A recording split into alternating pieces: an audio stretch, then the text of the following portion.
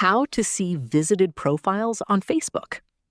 In today's video, I'll show you how to check the profiles you've recently visited on Facebook using your activity log. Let's get started. First, open the Facebook app and tap your profile picture. Next, tap the menu icon, then go to Settings and Privacy and select Settings. Scroll down to Your Activity and tap Activity Log. Inside the activity log, tap Logged Information, then select Manage Search. Here, you'll see your Facebook search history. If available, profiles you visited may appear with the label You Visited on Facebook. Keep in mind that this information is only available if Facebook has recorded it in your activity log. If you don't see the label, it may not be available for your account or app version. That's it.